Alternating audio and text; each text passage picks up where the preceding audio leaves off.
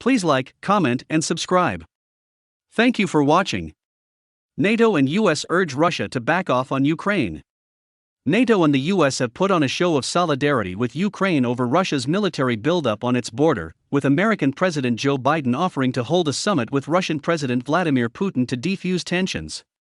Biden made the announcement after a brief phone call with Putin on Tuesday, April 13, saying the summit could take place in the next few months. Earlier the same day, his Secretary of State, Antony Blinken, also came to Brussels to speak with Ukraine's Foreign Minister Dmytro Kuleba and NATO allies' ambassadors. Blinken voiced unwavering support for Ukraine's sovereignty and territorial integrity. U.S. Defense Secretary Lloyd Austin, who visited Berlin on Tuesday, said the U.S. was posting an extra 500 soldiers to Germany in a broader show of solidarity with Europe. And America sent 2 destroyers to the Black Sea.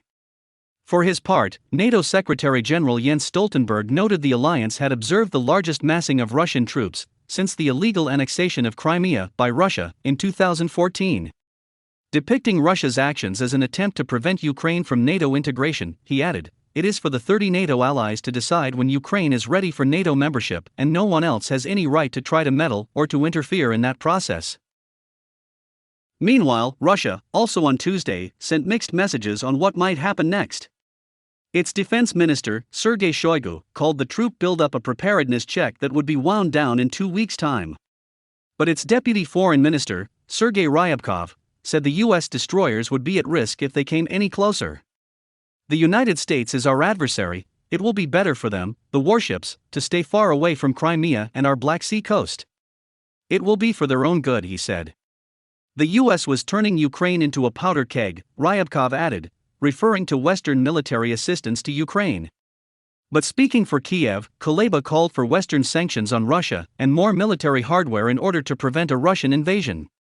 "The price of prevention will still be lower than the price of stopping the war and mitigating its consequences," he told press in Brussels. The Russian buildup is taking place not only along the border of Ukraine, but along the border of the democratic world, he added.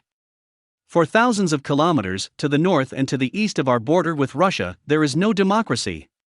So this is a struggle taking place between democracies and authoritarianism," Kuleba said. There was no talk of NATO fighting Russia in the event of an attack on Ukraine, or of quickly granting Ukraine a membership action plan, however.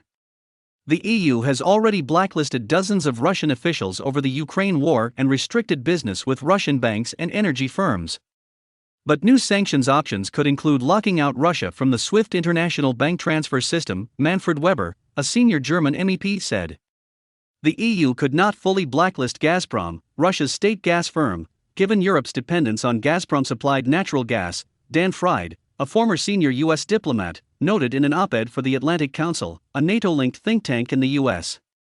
If you like this video, hit the notification button for more news. Thank you for watching.